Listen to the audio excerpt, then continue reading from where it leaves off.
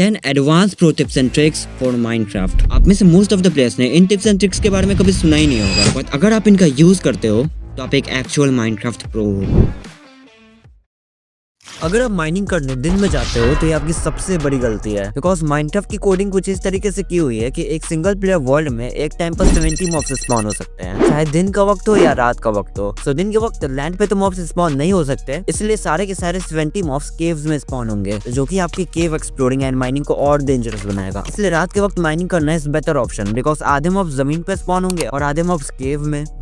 बहुत सारे लोग रिकवरी कंपास का यूज ही नहीं करते, बट ये काफी यूजफुल आइटम है। अगर आप कभी एक्सप्लोर करते करते बहुत दूर जाके मर जाते हो एंड आपको कोऑर्डिनेट्स भी नहीं याद है कि आप कहाँ मरे थे, तो उस टाइम पर रिकवरी कंपास काफी ज्यादा यूजफुल होता है, बिकॉज ये आपकी लोकेशन बताएगा जहाँ पर आप मरे थे, चाहे वो कितनी भी दूर क्यों ना हो। इसको बनाने की रेसिपी भी काफी सिंपल है। इसके लिए बस आपको एको शार्ट्स चाहिए, जो कि आपको एंशिएंट सिटी के चेस्ट में मिलेंगे, एंड एको शार्ट्स को कंपास के चारों तरफ रख के रिकवरी कंपास बना लेना है। अगर आप माइनक्राफ्ट में क्रॉप्स को फास्ट ग्रो कराना चाहते हो तो ये लो कुछ फार्मिंग टिप्स। नॉर्मली प्लेयर्स कुछ इस टाइप से फार्मिंग करते हैं, जिसमें एक साइड में एक टाइप के क्रॉप्स और दूसरे साइड में दूसरे टाइप के क्रॉप्स, बट ऐसे करने से क्रॉप्स जल्दी ग्रो नहीं होंगे। आपको अल्टरनेटिव क्रॉप्स मेथड का यूज करना होगा। इस मेथड के अकॉर्डिंग आपने एक रो में कोई क्रॉप लगाया है, उसके नेक्स्ट रो में आपको कोई दूसरा क्रॉप लगाना है। फॉर एग्जाम्पल मैंने यहाँ पर फर्स्ट रो में व्हीट लगाया है, तो मुझे सेकंड रो में पोटैटो लगाना होगा। आप देख ही सकते हो नॉर्मल के कंपैरिजन में ऐसे करने से क्रॉप्स जल्दी ग्रो होते हैं। सेकंड, आप बीज को ला सकते हो अपने फार्म के आसपास कुछ इस तरीके से कि वो पूरे फार्म के ऊपर घूमते रहे। बीज बेसिकली स्प्रिंकल करते हैं कुछ पार्टिकल्स क्रॉप्स के ऊपर, जिससे क्रॉप्स जल्दी ग्रो होते हैं। ऑल्सो काफी सारे प्लेयर्स फॉर्चून ट्री का इस्तेमाल ही नहीं करते क्रॉप्स को हार्वेस्ट करते वक्त। अगर आपके पास पिकेक्स या एक्स में भी फॉर्चून ट्री है तो आपको उन्हीं से क्रॉप्स को हार्वेस्ट करना चाहिए। ये आपके लूट को मैसिवली इंक्रीज कर देगा।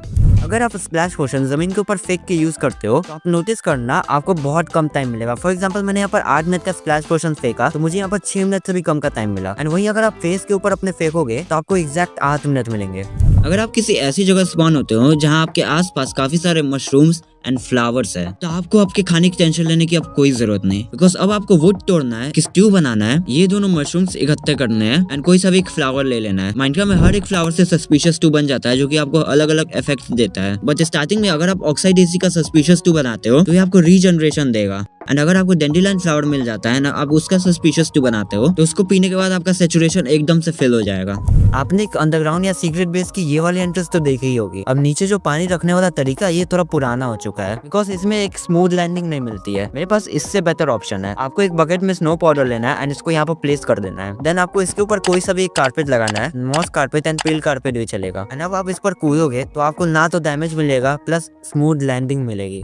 अगर आप एंड सिटी एक्सप्लोर करने गए हो एंड वहाँ पर एंड सिटी लूटते लूटते आप काफी दूर तक आ चुके हो, आपको ये तक नहीं पता कि आपका पोर्टल किस तरफ था, तो इस टाइम पर अब आपको एक नया पोर्टल ढूंढना पड़ेगा। तो आपको जल्दी से जल्दी पोर्टल मिले, इसके लिए आपको बस अपनी ब्राइटनेस को 1 पे रख देना है। यस, मैं मजाक नहीं कर रहा, बिकॉज ब्राइटनेस 1 पे रखने से आपको पोर्टल दूर से ही हाईलाइट होते हुए दिखेगा। फॉर एग्जाम्पल आप यहाँ देखो, आपको पोर्टल दिखाई दे रहा है, एंड अब आप देखो आपको वहाँ पोर्टल दूर से ही हाईलाइट होते हुए दिखाई दे रहा होगा। इस ट्रिक का यूज करके पोर्टल मिस होने के चांसेस तो एटलीस्ट 0 हो जाते हैं। अगर आप भी एनविल में अपने टूल के ऊपर इंचार्टमेंट लगाने जाते हो एंड वहाँ पर टू एक्सपेंसिव लिखा आ जाता है, तो इसका मतलब बस यही कि आपने आपके टूल को अच्छे से इंचार्ट नहीं किया या फिर आपने कुछ ज्यादा इंचार्टमेंट लगा दिया। अब इस प्रॉब्लम से बचने के लिए आपको इंचार्टमेंट करने का प्रॉपर वे यूज करना पड़ेगा, जिसे प्रो प्लेयर्स यूज करते हैं। सबसे पहले आपको अपने आर्मर या टूल जिसको भी आपको इंचांट करना है, उसको एक बार इंचांटिंग टेबल में ले जाकर चेक कर लेना है कि उसमें कोई मैक्स लेवल इंचांटमेंट मिल रहा है कि नहीं 30 लेवल पर। अगर मिल रहा है तो लगा लो, नहीं मिल रहा है तो आगे का प्रोसेस फॉलो करो। देन आपको विलेजर से ट्रेड करके सारे बुक्स ले लेने हैं जो कि आप अपने टूल या आर्मर पे लगाना चाहते हो। सारे बुक्स मैक्स लेवल के ही होने चाहिए ताकि आपको दोबारा इंचांट ना करना पड़े। अब सारे बुक्स को एक एक करके पेयर कर दो। ध्यान रखना सभी बुक्स को एक साथ पेयर मत कर देना, वरना ये वर्क नहीं करेगा। पेयर करते वक्त एक बात का ध्यान रखना कि आगे पीछे बुक्स को करके देखते रहना कि किसमें कम एक्सपी लग रही है। और कुछ मैक्स लेवल के बुक्स होता है जिनको आप एक साथ कंबाइन करोगे तो आपकी ज्यादा एक्सपी यूज होगी। फॉर एग्जांपल मैंने यहाँ पर सोल स्पीड और डेथ स्ट्राइडर को एक साथ कंबाइन किया, मुझे 12 एक्सपी देने पड़ेगी। बट वहीं अगर मैं इस बुक को मेंडिंग या अनब्रेकिंग के साथ कंबाइन करूं तो मेरा काम कम एक्सपी में हो जाएगा। अब सभी बुक्स पेयर हो चुकी है तो आप उनको एक एक करके अपने आर्मर के ऊपर लगाते जाओ। मान लो कोई एक बुक पेयर नहीं हो पाया तो आप उसको सिंगल भी ऐसे लगा सकते हो। इस प्रोसेस का यूज करके आपको टू एक्सपेंसिव वाली प्रॉब्लम तो आएगी नहीं, ऑल्सो आपके काफी एक्सपी भी बचेंगे।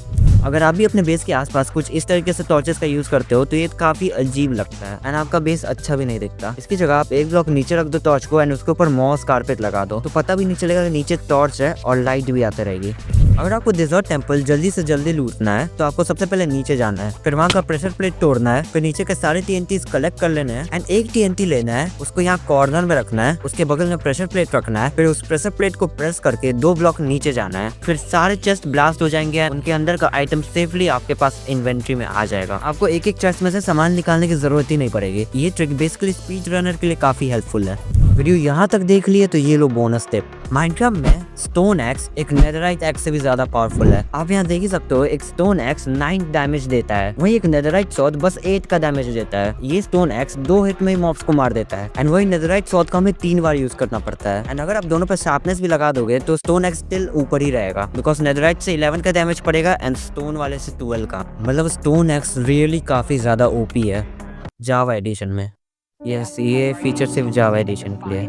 बट टेंशन लेने की कोई बात नहीं बिकॉज मैंने यहाँ पे एक वीडियो बनाई है जिसमें मैंने 20 एक्सक्लूसिव फीचर्स के बारे में बताया है जो कि सिर्फ और सिर्फ बेडरॉक एडिशन में है। तो आप इस वीडियो पर क्लिक करके देख सकते हो।